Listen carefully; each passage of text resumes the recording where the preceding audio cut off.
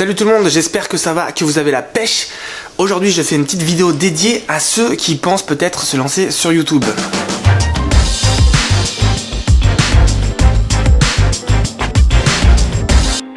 L'idée c'est de partager un petit peu mon expérience de mon année passée sur YouTube, parce qu'on arrive bientôt à la fin de l'année, et je vais peut-être atteindre les 200 abonnés d'ici la fin de l'année, ce qui est, on est d'accord, ridiculement petit dans la sphère de YouTube, mais justement c'est ça qui est intéressant je trouve, c'est de partager ma petite expérience de tout petit YouTuber en 2019-2020 pour ceux qui voudraient se lancer maintenant. Donc on va faire ça vite et bien, j'ai ici 5 petits points que j'aimerais aborder, alors c'est parti. Point numéro 1, sache que les efforts que tu vas mettre dans une vidéo ne correspondront peut-être pas du tout au résultat que tu vas avoir avec cette vidéo. Des fois tu vas mettre beaucoup d'efforts dans une vidéo et tu auras 0 vue, alors que des fois tu vas faire une vidéo complètement à l'arrache et c'est celle-là qui va avoir le plus de vues. Moi perso, la vidéo qui est la plus vue sur ma chaîne et de loin, c'est une des plus pourries, une que j'aime le moins. C'était une des toutes premières vidéos que j'avais postées, j'étais franchement pas très fier de cette vidéo, j'avais même hésité à la mettre, et finalement on se retrouve au top du classement et elle reflète pas forcément ce que j'ai envie de faire avec la chaîne. Donc voilà, faut juste savoir que des fois vous allez mettre beaucoup de cœur à l'ouvrage et puis finalement ça va pas donner les résultats que vous voulez, mais ça fait partie du game, donc il faut le savoir et vivre avec. Deuxième point, alors je pensais naïvement avant de commencer qu'il suffisait de produire la vidéo, la tourner, la monter et hop, la poster, c'était fini.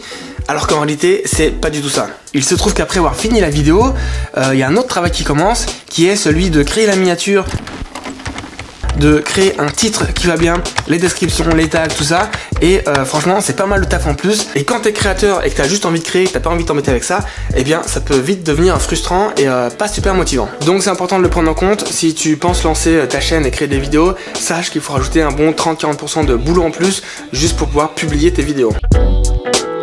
Troisième point. Très curieusement, YouTube ne montre pas tes vidéos à tes abonnés. En tout cas, pas toutes les vidéos à tous tes abonnés. Ce qui est très dommage et très déroutant au début, parce que tu te dis, chouette, j'ai 100 abonnés ou 200 abonnés, mais finalement j'ai que 30 vues. Oui, parce que la plupart des vues que tu récupères, finalement ne viennent pas de tes abonnés, mais viennent des gens qui sont tombés par hasard sur ta vidéo, par recommandation, soit par des mots-clés qu'ils ont tapés et ils sont tombés sur ta vidéo. Alors une fois qu'on a compris ça, on sait, on vit avec, c'est pas un problème, mais au début, c'est bizarre. Et c'est d'ailleurs pour ça que beaucoup de youtubeurs, à la fin de leur vidéo, ils t'incitent à aller liker, mettre un commentaire, s'abonner et surtout cliquer sur la cloche pour que les abonnés reçoivent les vidéos. C'est le seul moyen qu'ils puissent recevoir de manière assurée les vidéos. Perso, je suis pas super fan de cette approche, donc je vais rarement demander, voire jamais demander aux gens d'aller s'abonner, de cliquer quoi que ce soit ou de mettre un commentaire. Ils le font s'ils le veulent, c'est très bien. Si comme moi tu choisis de ne pas forcément demander aux gens de s'abonner ou de liker, ça peut potentiellement ralentir un peu la croissance de la chaîne.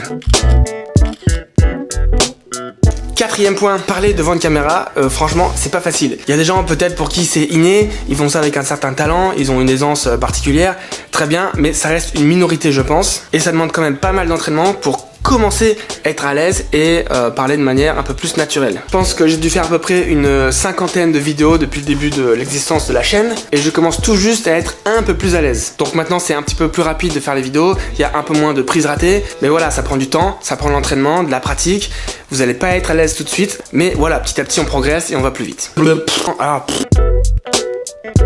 cinquième et dernier point, peut-être le plus important, il faut savoir que ça reste quand même beaucoup de travail, donc si tu es déjà bien occupé dans tes activités professionnelles, familiales ou autres, ça rajoute quand même une belle charge de travail en plus à tout ça. Donc j'insiste là-dessus, c'est très important de prendre du plaisir, parce que si tu fais ça pour les vues ou pour le business, enfin tu peux, mais si t'as pas le plaisir qui va avec, franchement ça va être difficile parce que voilà, tu sais que pendant des mois, très probablement tu vas avoir que quelques dizaines de vues par vidéo, c'est pas forcément super motivant, donc il faut au moins que tu aies le plaisir de le faire. Et ça va être dur de tenir le temps qu'il faut pour développer une toute petite communauté. Capicho? Par contre, ce qui est très cool, c'est quand certaines vidéos plaisent et que les gens lâchent un petit commentaire. C'est génial, c'est un peu la paye du créateur. Et honnêtement, ça motive de fou quoi. Chaque petit commentaire, c'est genre, waouh, cool, il y a quelqu'un qui a trouvé ça intéressant, ça me donne envie d'en faire d'autres. Honnêtement, un bon petit commentaire, c'est bien plus satisfaisant qu'une vue ou qu'un like. En tout cas pour moi, et je pense pour la plupart des youtubeurs. Donc faites-vous plaisir sur les commentaires. Voilà, c'était mon retour d'expérience en tant que tout petit créateur sur YouTube. Si tu me regardes et que tu penses peut-être lancer ta chaîne, que tu hésites, que tu sais pas trop, je te dis vas-y fonce, franchement c'est fun. Malgré tout ce que je viens de dire, ça reste une expérience où tu vas apprendre beaucoup c'est formateur, ça prend du temps certes, mais c'est quand même fun. Donc lance-toi, vas-y, et puis partage parce que voilà, je suis curieux. Allez, il est temps que je vous laisse. Je vais aller regarder le dernier épisode de la dernière série de Silicon Valley. C'est la fin, c'est le dernier épisode, c'est fini après. Ça me rend triste parce que j'adorais cette série, c'était une des seules séries que je regardais. Vous savez, j'adore l'univers startup, j'adore l'univers d'entrepreneur, et cette série pour moi, je trouve qu'elle est vraiment cool. Donc voilà, on va se quitter sur ces bonnes paroles. Je vous dis à très bientôt. Ciao.